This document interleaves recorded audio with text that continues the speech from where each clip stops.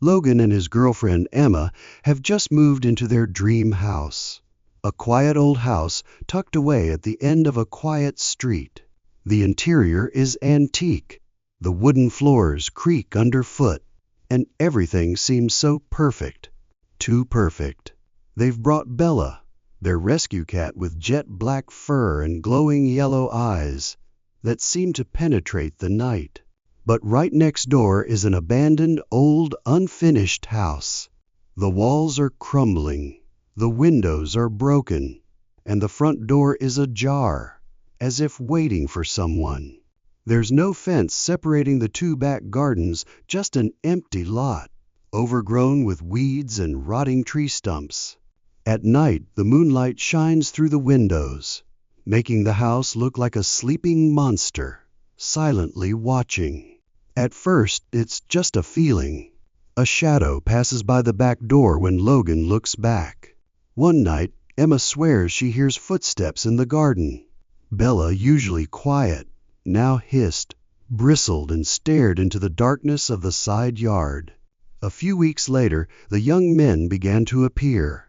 They said nothing, just crossed the empty yard between the two houses at dusk. No greetings, no glances, no apparent purpose. Once, Logan opened the back door and found one of them standing silently in the middle of the yard, facing Emma's bedroom window, as if waiting to be called in. Emma suggested building a fence, but Logan hesitated. It could just be someone's shortcut, he said. But inside, he began to realize no one lived in the house across the street. No lights, no cars, no sounds, except invisible footsteps and eyes in the dark. One night, they found the back door wide open, though it was locked, and on the wet kitchen floor, bare, muddy footprints leading back from the side yard. The first night in their new home, Logan and Emma sat leaning against each other on an old wooden bench in the backyard. The night breeze caressed the trees, the scent of damp grass and new earth mixed with the faint scent of jasmine. They sipped their wine, laughing softly, the stars hanging across the sky like a curtain waiting to be pulled down. The atmosphere was strangely peaceful, until Emma stopped talking. She paused in the middle of her story, her glass hovering at the corner of her lips. Logan followed her gaze and saw it. A man, standing motionless in the dark window of the abandoned house behind. He didn't move. No light, no movement, just a pale face in the darkness, inert, emotionless, carved from stone. His eyes were fixed on them, unwavering. At first, Logan tried to reason it out. Maybe it was a mirage from the moonlight, or a homeless person who happened to be staying there. But the face didn't blink, didn't breathe, didn't even look alive. Time seemed to stop. 1 minute, 2 minutes, 5 minutes. The presence didn't move, as if they were the ones being watched all along. Bella the cat growled in Emma's arms, her eyes on the door. "Come in," Emma whispered, her voice trembling.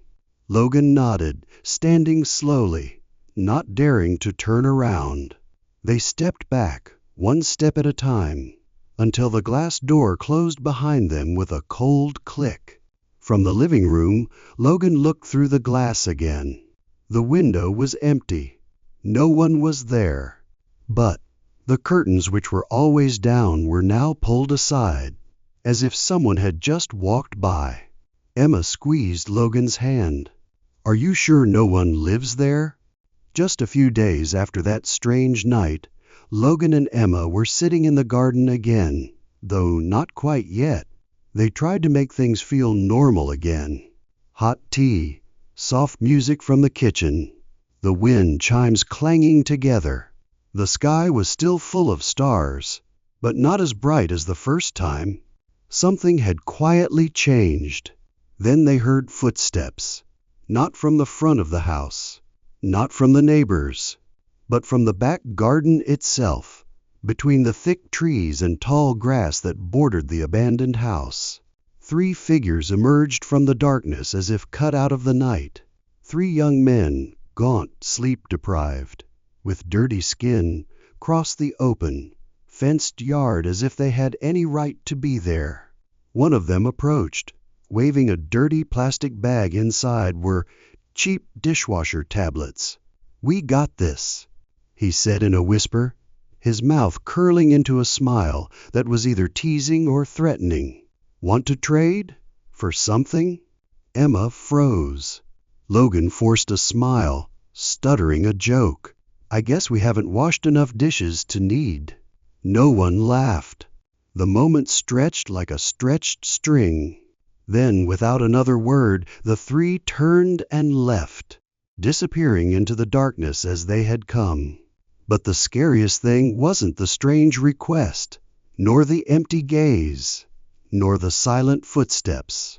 It was the muddy footprints they left behind, clear, indelible from the edge of the garden all the way to the back of the kitchen door.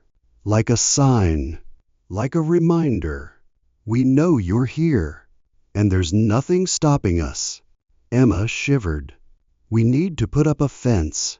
Now."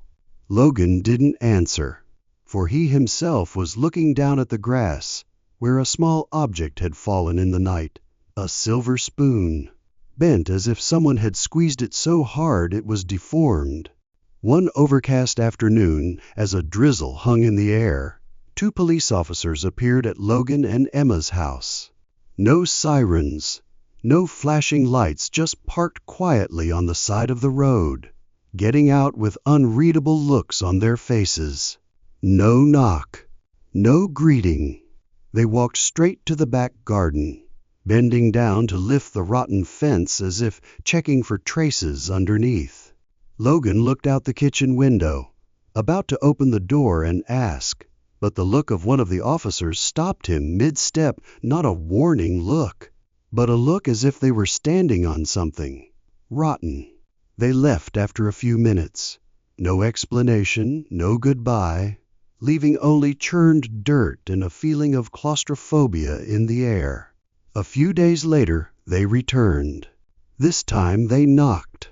The taller officer, with a faint scar running down his left eye, said simply, "The house in the backyard is empty now. The troublemakers have been evicted for antisocial behavior." Emma asked, her voice low, "Where did they go?" The answer was a quick glance between the 2 officers, before the other said, "Don't worry, they won't be back." But Logan noticed a smear of mud on the leg of the policeman's trousers, and a strange, musty smell that lingered as they stood near. Not human, like something that had been buried and then dug up. When they left, Emma closed the door and sighed, as if in relief. But that same night, Bella the cat hid under the bed, screeching for hours. And when Logan opened the bedroom window for air, he saw the door of the abandoned house behind him, wide open, swaying slightly in the wind. No one is supposed to live there anymore, but the lights upstairs just flickered on and then went out. It was a quiet afternoon, the afternoon sun slanting through the kitchen window, bathing the sink in a pale yellow light. Emma was washing dishes, the sound of running water mixed with soft music playing from the phone on the counter. Logan was in the living room when a loud noise rang out, a sharp crash, as if someone had smashed into the glass or fallen against a wall. He dashed upstairs. Emma stood in the spare bedroom, her phone shaking in her hand, her eyes fixed on the half-open window. Outside, a strange man was standing in the middle of the backyard, his head tilted back to look straight up at the room, his hand pointing up at the window where they were standing, his gesture unhurried but firm, as if calling someone to look back at him. Logan started to ask, but Emma mumbled, "I don't know. He's been standing there the whole time, pointing up here, like there's someone else standing next to me." Before Logan could react, the man moved. He turned abruptly and ran toward their house, his long legs slicing through the grass, mud flying with each step. He grabbed the handle of the back door and shook it, locked it. He growled something incoherently, then ran back, tearing the rotten fence between the two properties with his bare hands, as if it were nothing more than a piece of scrap paper.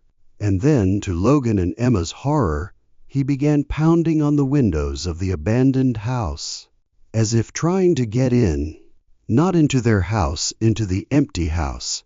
Bang, bang, bang. The sound of cracking glass, gasps, wordless screams.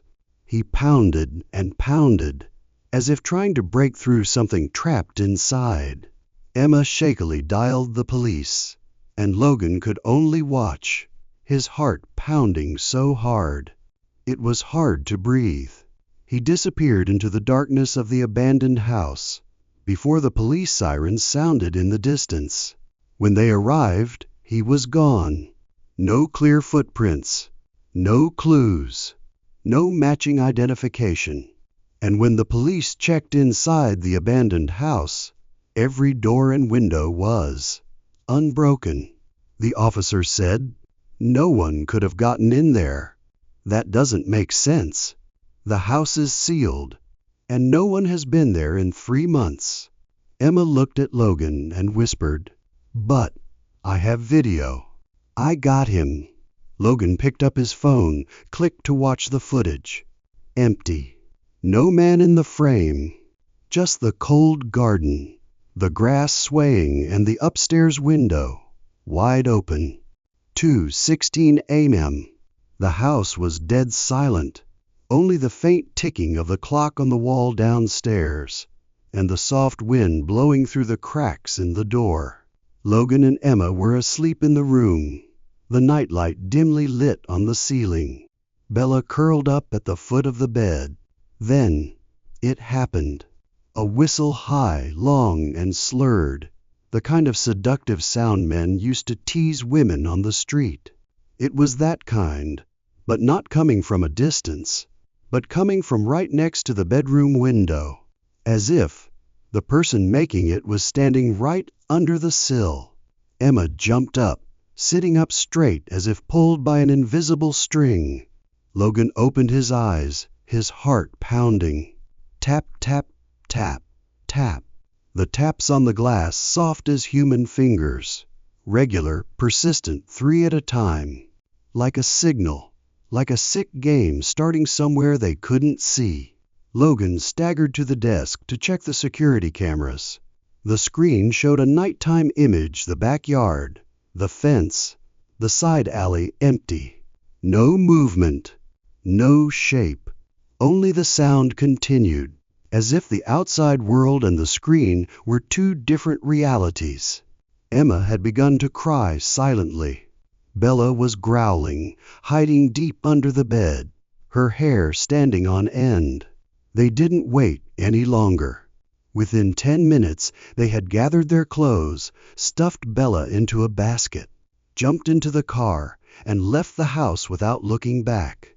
The night wind howled as they turned, and in the rearview mirror, a light in an upstairs window of the abandoned house had just come on, flickered once, and gone out. At Logan's mother's house, they tried to go back to sleep, but the whistling sounded again in the early morning, fainter, farther away, but unmistakable. Emma whispered, "White." "We didn't take anything out of the house." It followed.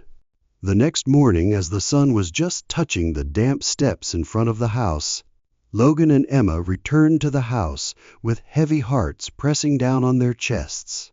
No one spoke on the way. Bella stayed with Logan's mother. The cat had been hiding under the couch all night, not eating, not meowing. The car rolled slowly into the familiar driveway. Everything seemed intact. But when Logan stepped onto the steps, he stopped. The Ring Smart doorbell was gone. Instead of being firmly attached to the wooden frame, it lay on the cold cement floor, deliberately removed, not broken, Not broken, just quietly placed, like a message. Emma bent down quietly. No memory card. No recordings from last night. No evidence. Just a silent void. And the feeling that someone had been standing there. Very close. Very long. This isn't a coincidence anymore, Emma whispered. He came back. He knows we're not here. And he wants us to know it. Logan looked around. No signs of forced entry. No broken windows. No broken locks. But the house was no longer a home. It had become a playground. And they pray. He held the ring device in his hand, his palm cold. A small piece of paper folded in half fell out of the battery slot at the back. There was only one line scrawled in a shaky ballpoint pen. You shouldn't have come back. Weeks passed. Reports piled up. Knocking at the door in the middle of the night. Whistles in the early morning. Footprints under the window. Things that moved without being touched. The police came, went, took notes, and left in silence. One night, unable to sleep, Logan decided to check the live security footage from his phone. Emma lay still, huddled under the covers. The room was dark, save for the blue light from the screen reflecting off his face. Time on video, 3:42 a.m. He almost dropped the phone. A man, standing in the middle of the backyard, not moving, not speaking, not blinking. He was wearing a black coat, the hood pulled down over his head. His face was covered by something, a smooth white mask. No eyes, no mouth. He stood there, arms outstretched as if nailed, pointing straight up at the bedroom window where they lay. No movement. No movement. Just standing. Minute 5. Minute 15. Minute 27. Emma whispered. He's doing the ceremony. Minute 30. He slowly lowered his hand, turned his head to look straight into the lens, even though the camera was angled. Then he turned away quietly, disappearing into the darkness behind the abandoned house. The next morning they called the police with the video evidence. The officer, young and weary, looked through the clip, then sighed. He wasn't trespassing. He wasn't vandalizing. He wasn't saying anything. He wasn't doing anything illegal. He was just standing there. Logan was bewildered. He looked into our bedroom. He stood there for half an hour, at 3 a.m, with a mask. Still not illegal, the officer said, shrugging. Maybe. A form of expression. Emma didn't eat for 3 days. Logan couldn't sleep. His eyes were sunken. He could hear the wind whistling outside the window, even when it was completely still. They realized the law didn't protect them from this. This fear was legitimate. And the masked man, he knew it. 2:52 a.m. A series of notifications vibrated from Logan's phone. The security cameras, always on, because there was never a quiet night, had just picked up movement. He grabbed the phone, his hands shaking slightly, his blood running cold. As the image came in, 2 men, both wearing masks. One was hooded, a rubber mask that clung to his head like a second skin. The other was wearing a half mask. The lower half of his face was a grinning mouth, scrawled in black paint. Both emerged from the side of the house soundless, as if they were familiar with the terrain. One of them was holding something long and heavy, probably a crowbar, the cold steel glinting in the light of a headlamp. A beam of light swept across the kitchen window, then the living room window, then the bedroom. Emma, now awake, clasped her hands over her mouth, unable to speak, eyes glued to the screen with Logan. Neither of them dared to leave the room. Logan began recording live, the light reflecting off his face as pale and haggard as the camera itself. The masked men slowly walked around the house, shining lights into every corner as if looking for a weak spot like hunters probing a cage. Then they stopped. One of them raised his head looking directly at the security camera hanging under the eaves, and waved a slow, lingering soft wave, as if to say good night or a promise to return. There was no breaking and no vandalism, just presence organized, calculated, purposeful.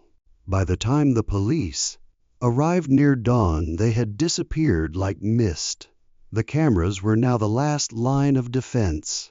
They kept Logan and Emma from absolute darkness, but they are also helpless witnesses recording the nightmare over and over again each night, while the outside world continues to turn its back. Reports are still filed, videos are still sent, but the only responses are the same. They didn't enter the house. There was no crime. They just walked by. And so they live in the silent blue light of the security cameras, keeping vigil each night, waiting tremblingly, until someone does more or until they can't take it anymore. The family, always clinging to familiarity, finally agreed to a trip.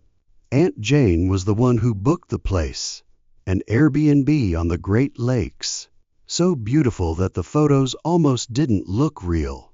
18 people under one roof, almost a miracle, or a well-disguised trap.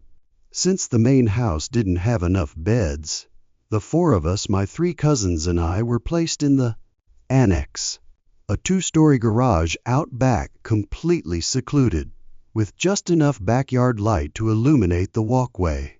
The house was wooden, the floors creaked, the windows were blocked by trees that blocked most of the moonlight. Just one night, Aunt Jane said, but none of the adults slept there. None. The locked door still blew. The wooden stairs to the second floor creaked with each step. On the wall, an old clock didn't work, but the hands still ticked by the minute. And from the attic, at nearly 3 a.m., came the sound of something dragging.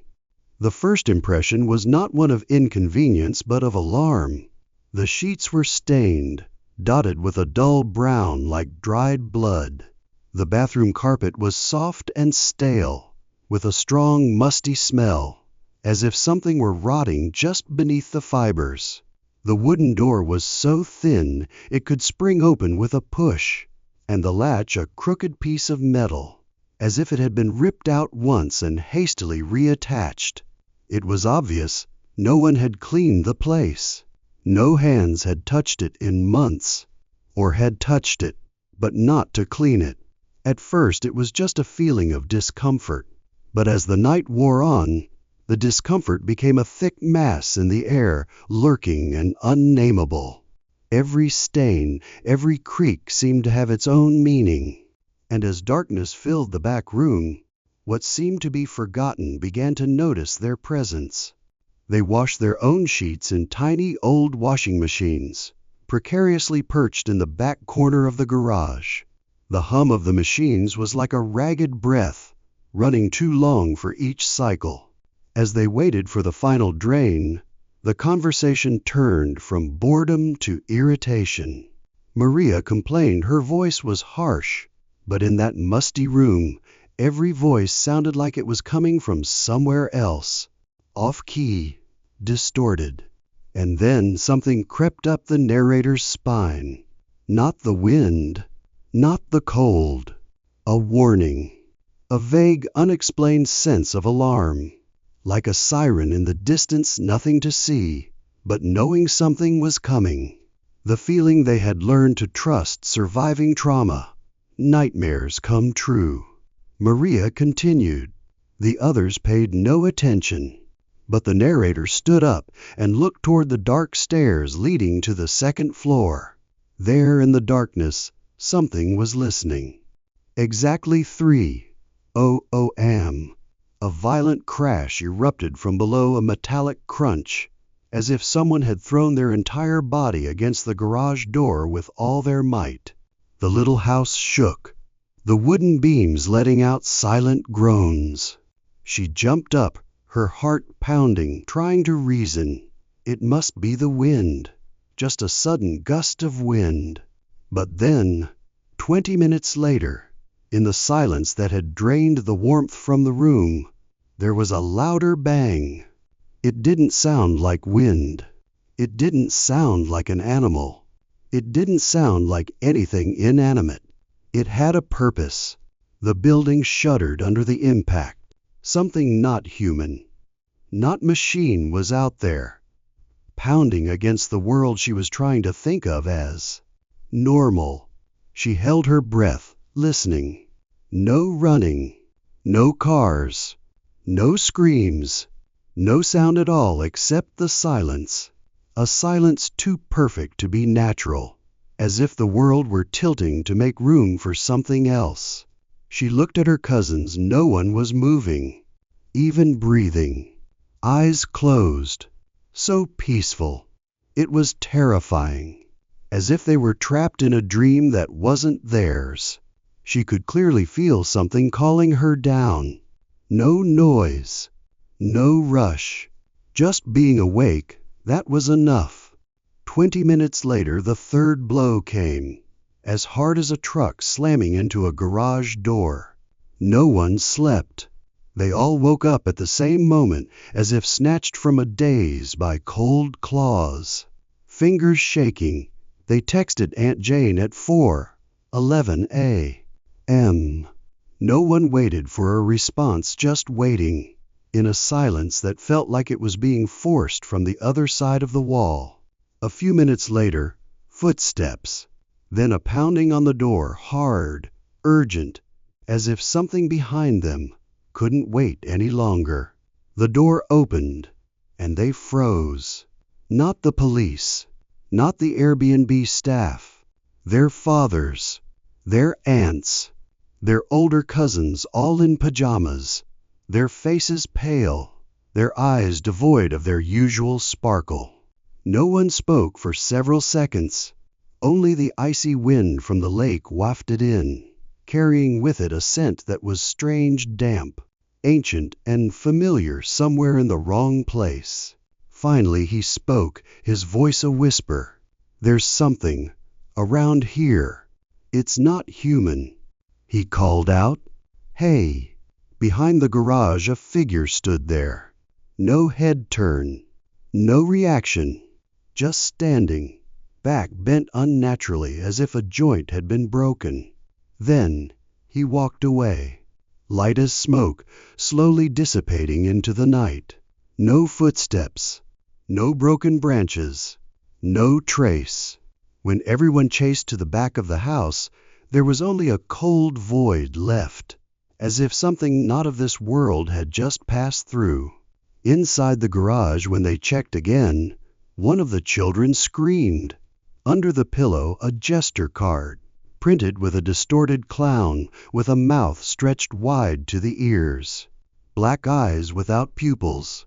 Laughing, laughing, laughing. But worse, in the main house, on the breakfast table that had been set since last night, another gesture card lay in the middle, as if placed on purpose. No one had entered the kitchen since arriving. The two cards are eerily similar except for one detail. The clown on the main house card is holding a finger to his lips. Sheesh. That night, Mom dozed on the couch by the large glass windows in front of the house. The wind from the lake blew in through the window, whistling softly like someone whispering things she shouldn't hear. Around 4 a.m., she was awakened by a small but distinct sound. Footsteps on the wooden steps. Slow, deliberate, closer to the door. She sat up, her heart pounding, and peered through the curtains. No one was in sight, only darkness, and her own reflection in the glass. Then a metallic clank sounded from the side of the house, the door to the basement. It was shaking. Someone was trying to open it. Behind that door was the children's bedroom, the two boys still asleep. She rushed to the hallway, opened the basement door with trembling hands. Just pitch-black darkness and the old wooden steps. No one. Nothing. But the musty smell was suddenly stronger and colder than usual. After checking every corner, she returned to the living room, unable to sleep. When the morning came, she noticed wet shoe prints were lightly imprinted on the wooden floor, stretching from the window to the edge of the sofa. But no one had opened the door, and the lock was still in place. Terrified, they left everything in the garage suitcases, bedding, shoes, and ran into the main house, as if there were a fire behind them. No one said anything, no one turned back. They crowded together on the couch, the cold wooden floor, even under the dining table. No one dared to separate from the others. Aunt Jane, pale-faced, gave up her bed without a word. The youngest children clung to their parents. The adults were silent, eyes wide, not blinking, as if closing them would let something in. In the dim light from the kitchen lamp, the family sat in an involuntary circle, eyes darting around as if waiting for the next sound, a tap, a footstep, or worse. No one mentioned the gesture cards. No one asked about the missing man. But in every glance, every held breath, the fear took shape and it grew in each of us. On the way home, they stopped calling it a vacation. Every conversation began with a question and ended with silence. Is it the neighbors? Or a prank? No. It can't be a person. Someone mentioned a security camera. The host had promised to check it. But when they called back, the number was gone. The Airbnb website had taken it down. The address was no longer on the map. No one dared to say it outright, but everyone remembered the look on the old neighbor's face, the look that had seen them dead. Not angry, not warning, just silent, like he was waiting. When they got home, Maria's suitcase had opened by itself. Inside was a third gesture card, soaked, but the luggage was dry. A child in the house suddenly drew a faceless figure standing by the garage. He said, "They followed us home. They liked to play hide and seek. No one slept through the night. No one spoke of the trip, but their basement door, even when locked, still rattled at 3 a.m. Every now and then. No explanation, no closure, only aftershocks, and the feeling that something hadn't left. She was done with Caleb. 2 years together, and finally, she broke it off. Not because he hit, screamed, or threw tantrums. Caleb never laid a finger on her. But that made it worse, because he didn't need violence to control her. He just needed silence and remembering. He knew the password to her phone, even though she never told him. He knew where she withdrew money, what she ate for lunch every Tuesday. And if she forgot a detail in a little story, he'd chuckle and say, "That's weird. You told it differently last time." And then silence, leaving her there, searching her memory like a criminal caught in the act. She lived in a prison without a lock, where every action, every word could be turned over and examined under a microscope. One day, while charging her phone, she noticed a strange app running in the background, unable to delete. A tracker? Spyware? She said nothing, just quietly made plans.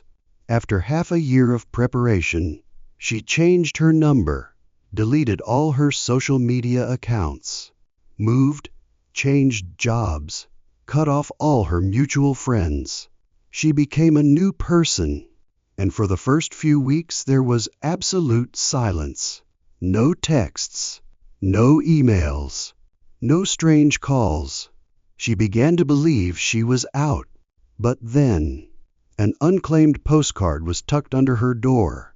A bedroom window was cracked open in the morning, though she clearly remembered locking it. A Netflix list of movies she had never seen but that Caleb had loved. She began to dream of his voice whispering, I know where you are." Then she woke up to an alarm. At exactly 3:17 a.m. every night, she left. But Caleb didn't need to follow, because he never really left her. He was in the system, in the device, in the mind. At first, it seemed harmless. One sunny morning, she stopped by the corner coffee shop, a small, unfamiliar place where no one knew her name. She picked a table by the window, ordered her usual latte, and tried to keep her morning peaceful. When the young barista handed her the cup, he smiled. And then, as if he had known her for a long time, he said, "Good morning, sunshine." Her whole body stiffened. The word wasn't random. It was a mark, a code, a small dagger hidden in a seemingly friendly greeting. Sunshine. Caleb had called her that before. Not when she was happy, but when she was broken, when she couldn't cry anymore. Sunshine. Why are you making such a big deal out of it? No one had ever called her that before. No one except him. She stared at the barista's face. His eyes were innocent. His mouth was still smiling. But she saw something behind the smile, an arrangement, a script that had been written. She left the shop soon after, her heart pounding, her hot cup of coffee shaking in her hands. She didn't look back, but when she got back to her apartment, her phone buzzed.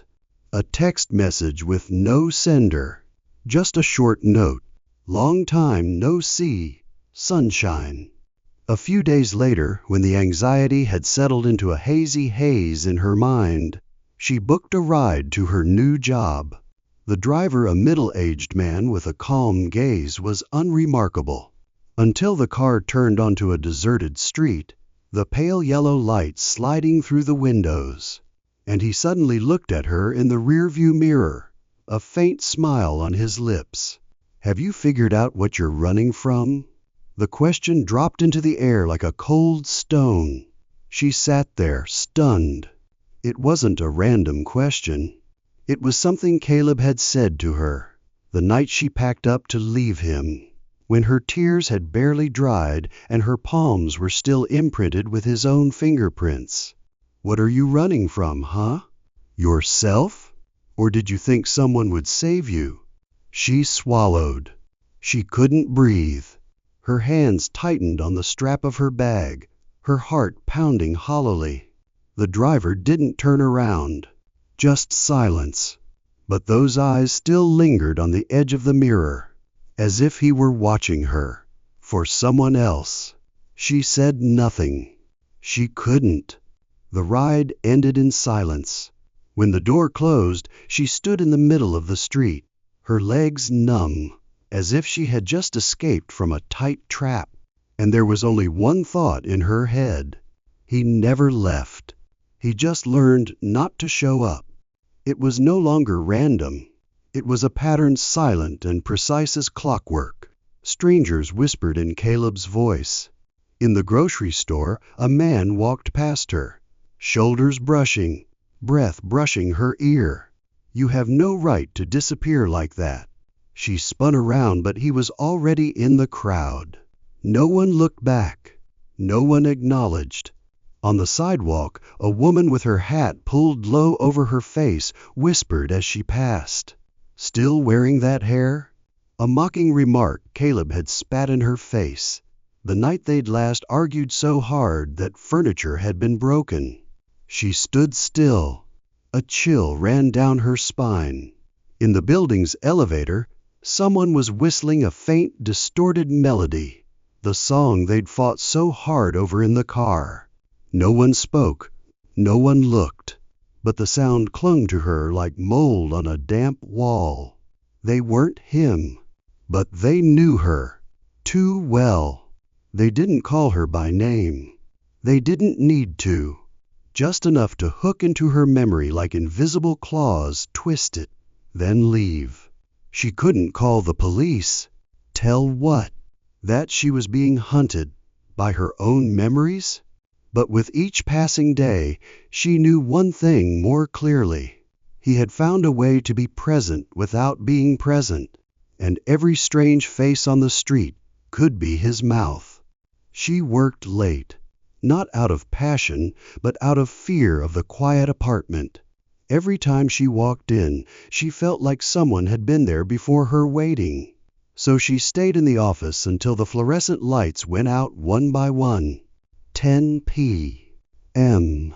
Her neighborhood was quiet, save for footsteps and the wind through the old windows. On the steps of a house a few doors down, a figure sat motionless, hooded broad shoulders, hands neatly placed on knees, back turned, not moving, not smoking, not using the phone, just waiting. She slowed down, her heart clenched in her chest, as if her physical intuition had overtaken her mind. She walked past. Then he spoke, without turning. "It's cold. Sunshine." A light remark, a harmless joke, but it cut through the air like a silent knife. She stopped, unable to breathe. No one in this city called her that. No one should know. Sunshine. Only Caleb used it, when she was at her weakest, when he needed control, when he whispered behind her back, as if everything she felt was her own fault. She didn't turn, didn't dare, just backed away. Each step felt like walking over a bleeding wire. He didn't move. No need to look. He'd seen enough. The next morning, she had barely slept. Every sound made her sit up, her heart pounding. Only when sunlight peeked through the curtains did she dare step outside. Right in front of the top-floor apartment, where no one usually went without a reason, the doormat was upside down. She paused. For a moment she didn't understand. Then her eyes fell on the black scribbles on the underside, marker ink, still pungent. The rough writing. "You can change your whole face if you want, but I'll still recognize you." Her hands were numb. Her eyes were dizzy. It felt like the blood had drained from her body in an instant. No one could have come up to this floor unless they had a key, or knew the code. There was no sign of forced entry, no sound in the night.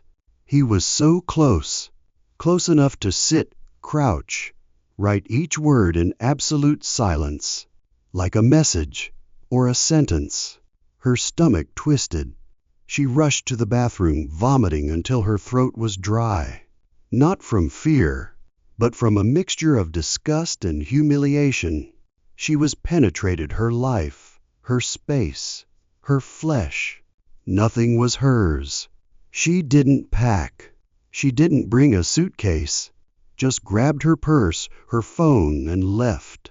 She booked a hotel room within 5 minutes. Nothing fancy, nothing far, just somewhere with people, security cameras, and double-locked doors. There she was, sitting silently by the window, watching the streetlights like a twisted lullaby. But somewhere out there, he was still watching. And he knew she knew. The hotel seemed safe at first. Polite reception, clean hallways, cameras on every floor. She told herself she could sleep, just one night of peace.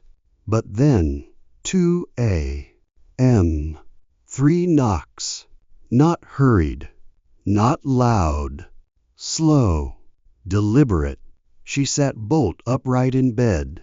No one knew she was here. She had used a fake name when she booked. 3 more. Her heart was pounding. She crept to the door, peered through the peephole.